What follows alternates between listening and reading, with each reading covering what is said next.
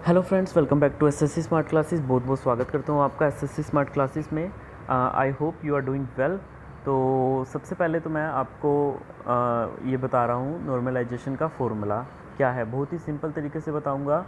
कल आपका रिज़ल्ट आया था सीजीएल 2019 प्री के रो मार्क्स और नॉर्मलाइज्ड मार्क्स आए थे। तो ऐसे में बहुत से कैंडिडेट कह रहे थे कि हमारे मार्क्स जो है वो उसी सेम शिफ्ट में किसी स्टूडेंट के ज़्यादा इंक्रीज़ किए हैं, रो स्कोर कम होते हुए भी, और किसी स्टूडेंट के रो स्कोर ज़्यादा होते हुए भी मार्क्स कम इंक्रीज़ हुए हैं। तो या तो आप लोग झूठ बोल रहे हो मेरे को, अपने नंबर आपने ऐसे ही बता दिए, या फिर आपके साथ चीटिंग हुई है। दोनों में से एक चीज़ पक्की हुई है, ये तो आप लोगों ने मेरे को झूठ बोला है। क्योंकि अभी मैं आपको ये पूरा नॉर्मलाइज्ड जो फॉर्मूला है वो आपको बिल्कुल सिंपल वे में बताता हूँ, और फिर उस फॉर्मूले को देख करके आप खुद ये एनालाइज़ करोगे कि ये टोटली आपका डिपेंड कर रहा है आपके रो मार्क्स के ऊपर, और किसी चीज़ पर डिपेंड नहीं कर रहा। कोई एक्यूरेसी इसमें डिपेंड नहीं कर रही। आपने चाहे 100 के 100 क्वेश्चन अटैम्प्ट किए हों और आपके काफ़ी क्वेश्चन गलत हों, ठीक है, कट कटा के जो आपका रो स्कोर बनेगा उसके अकॉर्डिंग आपका जो नॉर्मलाइज फार्मूला है वो सेट किया जाएगा। ठीक है, तो यहाँ पे मैं फार्मूला आपको बड़े ही सिंपल वे में एक्सप्लेन कर देता हूँ। देखिए, सबसे पहला है ये, इसका मतलब होता है नॉर्मलाइज स्कोर। ठीक है, ठीक है, नॉर्मलाइज मार्क्स, इसका मतलब MTG। ठीक है, इसका मतलब होता है आपका जो टॉप के आपके 0.1% जो कैंडिडेट हैं टॉप के सभी शिफ्ट में जिन्होंने एग्ज़ाम दिया है, ठीक है, उनके एवरेज, उनके मार्क्स का एवरेज। फॉर एग्ज़ाम्पल आपका CGL 2019 में फॉर एग्ज़ाम्पल जितने भी कैंडिडेट्स मतलब जिन्होंने एग्ज़ाम दिया है, फॉर एग्ज़ाम्पल 8 लाख कैंडिडेट्स ने आपका एग्ज़ाम दिया है, ठीक है, उसका 0.1% जब आप करोगे यानी कि 800 कैंडिडेट आपके आ गए। ठीक है, 800 कैंडिडेट आ गए, तो इन 800 कैंडिडेट के जो एवरेज मार्क्स होंगे वो यहाँ पे लिए जाएंगे। यानी कि ये जो ऊपर का पूरा न्यूमरेटर है ये सभी के लिए फ़िक्स रहेगा, सभी शिफ्ट के लिए फ़िक्स रहेगा। फॉर एग्जांपल वो 160 मार्क्स आ गए माइनस के ये MQG। ठीक है, इसका मतलब होता है जो आपके टोटल जितने कैंडिडेट जिन्होंने एग्ज़ाम दिया है, ठीक है, 8 लाख कैंडिडेट हैं, जितने भी मतलब प्रेजेंट रहे होंगे, ठीक है, प्रेजेंट रहे होंगे जिन्होंने एग्ज़ाम दिया होगा। फॉर एग्जांपल 8 लाख 35 लाख मतलब भरा था उसने, 30 लाख कैंडिडेट ने अपीयर हुए 8 लाख, तो 8 लाख बच्चों के जो एवरेज मार्क्स आए हैं वो यहाँ पे लिखे जाएंगे। तो ये इससे काफ़ी कम होते हैं क्योंकि ये तो टॉप के होते हैं नंबर। तो ये लगभग आपके सपोज करो 100 के करीब आपके मार्क्स हो गए, ठीक है, 100 के करीब हो गए। तो ये डाटा फिक्स रहेगा आपका। अपॉन में ये वाला फैक्टर MTI, ठीक है, MTI ये होता है आपका 0.1% टॉप के कैंडिडेट आपकी शिफ्ट में। फॉर एग्ज़ाम्पल आपका जो पेपर था वो 3 ये मार्च को था फर्स्ट शिफ्ट में, ठीक है, तो इस शिफ्ट में सपोज करो आपके लगभग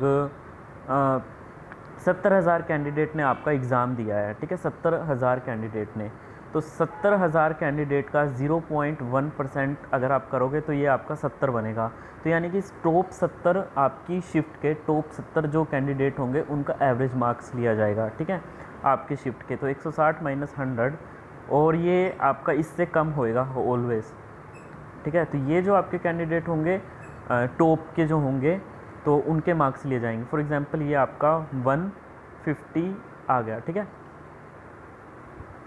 और इसमें माइनस क्या करोगे आप, ये MIQ ये होता है आपकी शिफ्ट में टोटल एवरेज मार्क्स। अगर 70,000 बच्चों ने कैंडिडेट ने पेपर दिया है तो उन सभी के जो मार्क्स है उनका एवरेज, ठीक है, ये आपका सपोज करो 90 आ गया, ठीक है, इस तरीके से चलता है ये।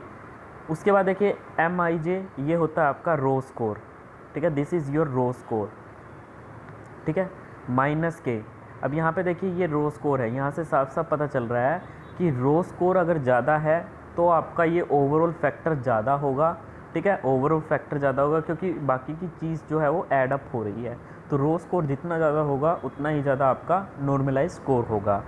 और ये वाला जो नंबर होता है MIQ, ठीक है, ये मैंने ऑलरेडी एक्सप्लेन कर दिया आपको, आपकी शिफ्ट में जितने भी बच्चों ने पेपर दिया है उन सब का स्कोर का एवरेज। और लास्ट में ये है MQGM, ठीक है, ये वही है, सेम ही है ये, मतलब टॉप जो 0.1% कैंडिडेट है, sorry average of all the student, average marks of all the student who have given the examination. ठीक है, तो ये आपका कुछ नॉर्मलाइजेशन का कॉन्सेप्ट हो गया। ठीक है, अब जैसे एक ये जो पहला है, टॉप 0.1 कैंडिडेट जो है टोटल जिन्होंने एग्ज़ाम दिया था उनके टॉप 0.1 के एवरेज का मार्क्स 160 हो गया, माइनस के अगर आप करोगे तो 100 आ गया। यहाँ पे जैसे कि मैंने आपको बताया था कि उन सब का जो एवरेज हो गया जितने भी बच्चों ने एग्ज़ाम दिया है अपॉन में आपकी शिफ्ट के टॉप 0.1 कैंडिडेट का एवरेज का मार्क्स, वो आपका मैंने सपोज़ करो 170 ले लिया, माइनस के उसमें एवरेज मार्क्स आपकी शिफ्ट के जो स्टूडेंट है उनका एवरेज मार्क्स स्कोर करो 120 आ गया। ठीक है, इनटू 140 मैं सपोज़ करो आपका रो मार्क्स 140 ले लेता हूँ, माइनस के MIQ। ठीक है, ये आपका मैं 120 ले लेता हूँ, प्लस में आपका MQGM, ये तो 100 ही है, सो ये मैंने 100 लिख दिया। अब यहाँ पे देखिए ये कितना आ गया आपका 60 ओवर में 50 यानी 6/5। ठीक है, इनटू 140 माइनस 20 प्लस में 100, तो ये आपका कितना आ गया 6 चौके 24 प्लस 100, 124 मार्क्स हो गए। अगर आपका सपोज़ करो रो स्कोर आपका कम है, ठीक है, योर रो स्कोर इज़ कम है, अगर आपका फॉर एग्ज़ाम्पल वो आपका जो रो स्कोर है वो 120 आ गया। ठीक है, अभी आपका जो 120 रो स्कोर आने पे देखिए यहाँ पे देखिए 120 मैंने लिख दिया। अब 120 माइनस 120, ठीक है, 120 माइनस 120, तो आपका ज़ीरो बन गया, यानी कि ये पूरा फैक्टर ही ख़त्म हो गया। यानी कि अभी आपके नॉर्मलाइज मार्क्स कितने बने, वो पहले से कम हो गए। यानी कि आपके पहले तो 120 आ रहे थे, अभी ये 120 भी नहीं रहे, ये आपके 100 मार्क्स हो गए। तो ऐसे में आपके 20 मार्क्स क्या हो गए 20 मार्क्स डिक्रीज़ हो गए। और उसी सेम शिफ्ट में अगर किसी स्टूडेंट ने 140 मार्क्स लिए थे, उसके तो बड़े 24 नंबर, सॉरी उसके तो आपके 140 से कितने हो गए 124 आपके मार्क्स हो गए। और अगर किसी के कितने मार्क्स थे आपके 120 थे, उसके हो गए आपके 100 मार्क्स। ठीक है, ये आप चीज़ नोट करिएगा।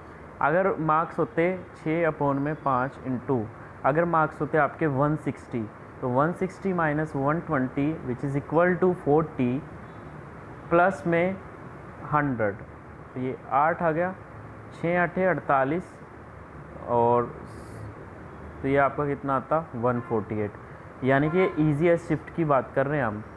ठीक है, तो इस तरह से ये आपका चलता है नॉर्मलाइजेशन मार्क्स। आई होप आपको इस चीज़ समझ आई होगी। तो वही बात मैं कह रहा हूँ कि रो स्कोर अगर आपका ज़्यादा होता है तो आपका नॉर्मलाइज स्कोर हमेशा ज़्यादा होगा, तो या तो आप लोग मेरे को अपने जो मार्क्स दिखा रहे हो वो गलत हैं, ठीक है, क्योंकि उसके अकॉर्डिंग तो आपके ये दिखा रहा है कि अगर आपका रो स्कोर कम है तो आपके नॉर्मलाइज मार्क्स ज़्यादा कर दिए, और किसी स्टूडेंट के रो मार्क्स ज़्यादा हैं उसके नॉर्मलाइज मार्क्स कम आ रहे हैं। तो ये तो बिल्कुल इस कॉन्सेप्ट को, इस फॉर्मूले को ही गलत कर रहा है। ठीक है, तो मेरे ख्याल से आपको ये सारी चीज़ें समझ आ गई होंगी जो मैंने आपको बताई हैं। ठीक है, तब तक के लिए धन्यवाद, एंड मेरे चैनल को सब्सक्राइब ज़रूर कर देना। धन्यवाद।